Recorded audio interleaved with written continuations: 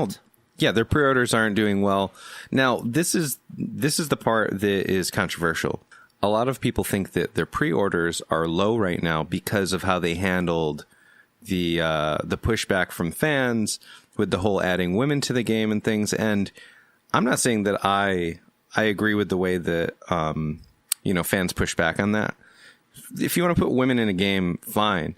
But they basically responded by saying, well, we don't care. Whatever. Like, if you don't want it, don't buy it. And a lot of those people said, okay, fine, I'm not going to buy it.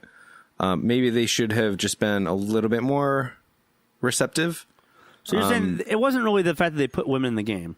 It was the fact that I think it was their response. Yeah, their response. Their PR to fans' uproar from putting women in the game. I'm not taking a side at all because I'm not going to. Yeah, same. Like, I could care less. Yeah, I don't care. I don't play Battlefield anyway. If you want to put women in the game, I am all about, including different cultures, different diversity, different genders within a game. I don't give a shit.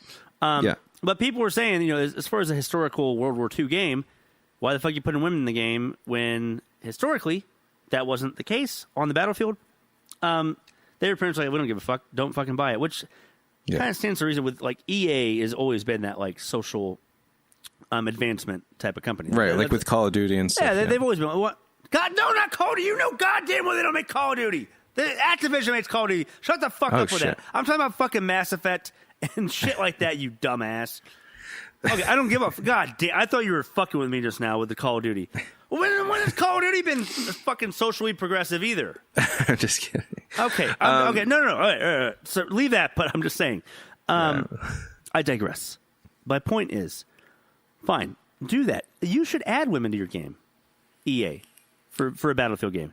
Right. But also, I'm saying don't fucking put it in World War II. Not because it wasn't historically accurate.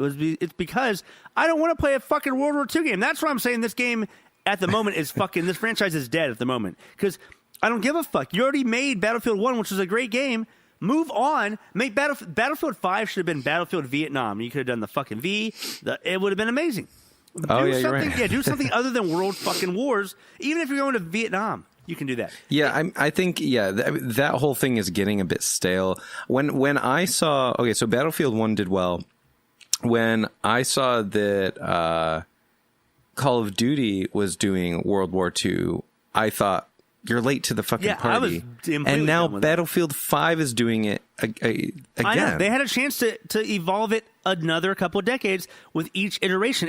You have every other year you're releasing this shit because in between Battlefields you have Battlefronts. So I'm like, you can literally go to different fucking wars that are not the same. I'm not saying World War I, World War II are the same, but they're kind of the fucking same when you're playing a game about them. I'm going to get so much shit for saying that. But my point is, Battlefield 1 was great. Also, you know what sucks is that we were getting so mundanely tortured with how many fucking modern day shooters there were after Modern Warfare from Call of Duty with Battlefield 2, 3, 4. It kept going. Although Bad Company needs to have a comeback. I'm hoping that's what they do. Supposedly after 5. 4 was great. Yeah, well, so I was going to say, if you think about it right now, as far as modern major studio AAA first person shooters, Battlefield 4 is the last modern day shooter we've had, and apparently they've not modded it, but they've updated the shit out of it to make it a great fucking modern not World War. Why the fuck did I just say that? Modern fucking shooter. And that's great. And so, they need to go back to that. We were bitching about how they were stayed on that for so many years. I just say, go back and forth. Just switch back and forth a lot more because people get sick of the same thing after 4 years. Every other year, switch to another fucking war or decade. Yeah, how can these guys not know that? I don't know. You can go in the future, but just come back. Come back to modern times. Yeah. Come back to the past. So I want to make 2 more points. One of them being, the people who are complaining that there's women in this game, like, it's not a valid argument. Like, fuck off. Like, It's not. But another thing is, their trailer led with a woman with, like, a robot arm. Like, maybe it wasn't smart to market this as a World War game and have that be how you lead the trailer. If you want to add them to the game and if you want to make them a prominent part of the game, do that. But your fan base is obviously going to focus on that. And your fan base are the people you're selling to, and your fan base are the people who are not pre-ordering it. Yeah, it's not really about gender for me. It's about, like, making a better genre. Just make a better game. Evolve the genre. My second. No, sorry. Go ahead. Go ahead. No, go ahead. Oh, so my whole thing. Also, they've never made a Battlefield game. This might be a terrible game. I have no fucking clue because I understand how boring it kind of was and how step by step the war used to be back in the fucking 18th century. But can you imagine making a Revolutionary War Battlefield game? Or fucking War of 1812. Revolutionary War Battlefield game would be badass. Yeah. The problem is it couldn't be so fast paced, and it would have to be way, way more complicated because there's just a lot more stuff you had going on. They should do a Battlefield game based on Hamilton. The fucking musical? Yeah. It's about one dude. What the fuck are you speaking? But the thing is Hamilton was not based on just, I mean, it was centered around Alexander Hamilton, but like that whole time period was very interesting. I literally just fucking said that. I'm making a joke. I'm making a joke anyway. So anyway, right. But anyway, they've come, they're new promoting. Do the Civil War. Why are there no Civil War fucking FPSs? What is happening here? Why was World War I where we started back in history of FPSs that do this type of shit? There's so much more they could do. I would be okay with that. Or go to the future. I don't give a shit. Give me spaceships. Or not. I don't care. Just give me something. In any case, right now they're promoting 8 game modes, Battle Royale. I think 8 game modes is too much, personally. I think this is the era of fragmented player bases, and I think that if you have a solid game and you think that you really have a good structure to your engine and everything, and Battlefield does, then they should have a couple of main game types and then have your Battle Royale. Because the reason I say this is because I think part of the big success of Overwatch was there wasn't a whole lot of variety at the beginning, so everyone was playing. It was very easy to find a match.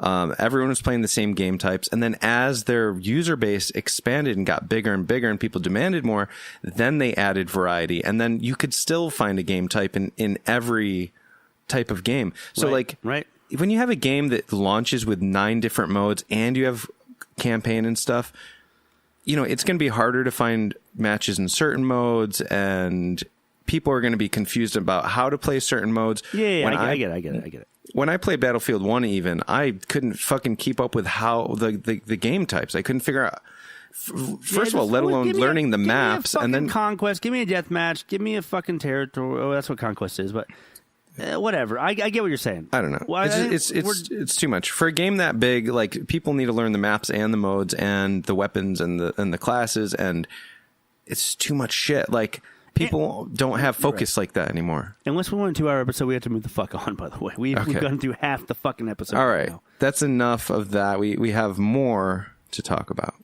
We do. And we'll go. These ones won't be too quick. This might be a little bit of a jumbo-sized episode, but I think there's a lot of really good shit we've talked about. I had no faith 6 hours ago that we'd have anything to talk about today, but we fucking do now. So I changed your diaper, and now here we are. Yeah, you changed my diaper, then you took a nap versus me taking a nap. Well, I guess that's what a parent would want to do, right? Yeah. Like, God, I had to deal with this kid's shit. All right, next section. Fuck you.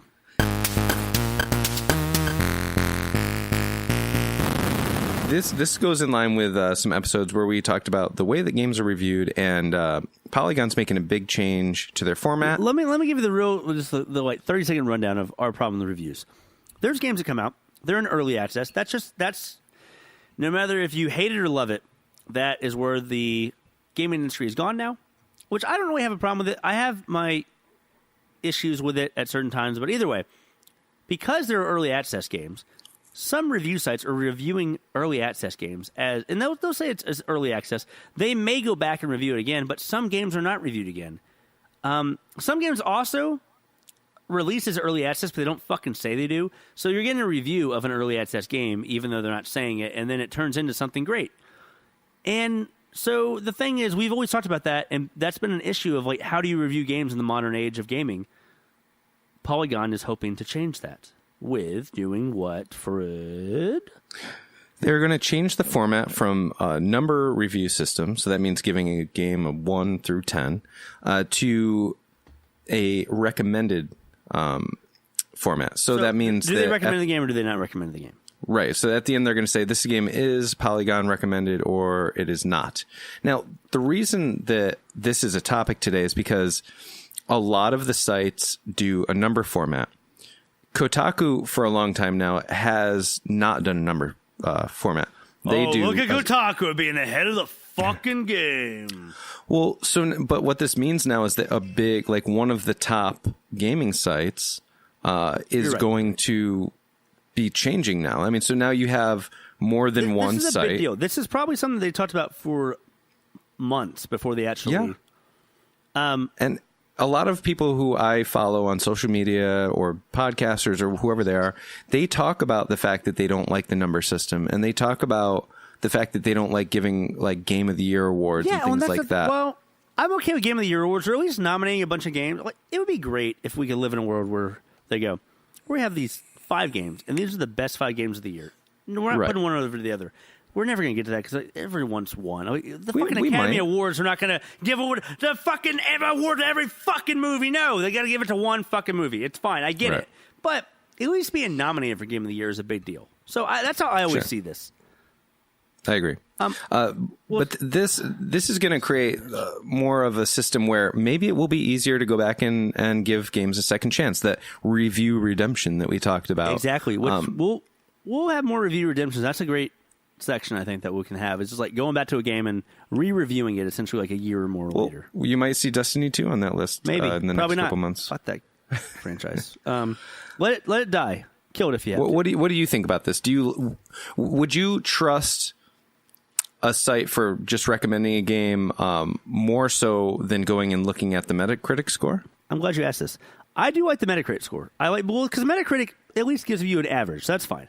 Right. Right. So you're not just going to one site and they're like, oh, they gave it a 10. I'm going to buy it. And then someone else gave it a 7 and you go, oh, I should have listened to them. You want to know who my favorite reviewer is, or who I go to for every single game that I want to, purchase or think about purchasing? ACG. He has almost 500,000 subscribers, 491,000 subscribers. What is ACG? He's a reviewer. He does a review basis on buy, wait for sale, rent, or never touch. I think that is an amazing review thing because it essentially, I think it's 4. So it's like, think of it as 75% to 100, 75 to 50, 50 to 25, 25 to 0. So I mean, I love that. Like, just put it into 4 different categories. So if he's saying buy, definitely fucking buy it. Wait for sale, it's still definitely worth the fuck. But, wait for it to be on. It's amazing. Like this guy, since I started watching his videos, I don't know how I haven't talked about him on the show before.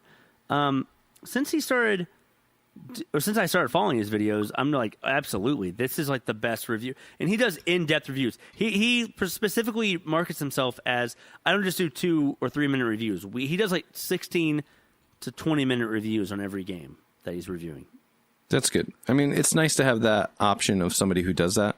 Yeah, exactly. Like, spend more time to talk about the games. I get IGN has to, like, boom, boom, boom, put content out. This guy, though, I think he has it down right, and I feel like Polygon's going that route. I would like them to have a little bit more options than just Polygon recommends or Polygon doesn't recommend. But, well, I think that it'll probably be a little more in-depth than just thumbs up or thumbs down, but I see what you're saying. Yeah, I mean, either way, we should probably talk about games like that. Because it's a great way to buy, wait for sale, rent, or never touch. Yeah.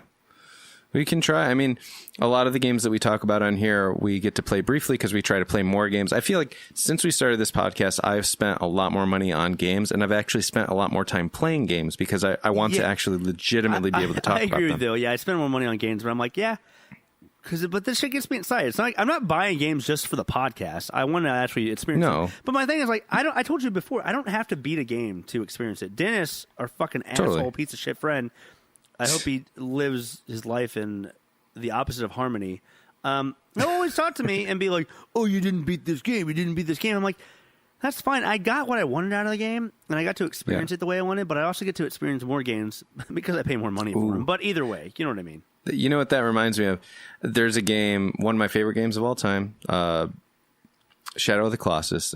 One of the few games in my life that I've actually, like, beaten so, like, into the ground. Like I've beaten that game so many times. We have a game to talk about next week, by the way. That is Yeah. very similar.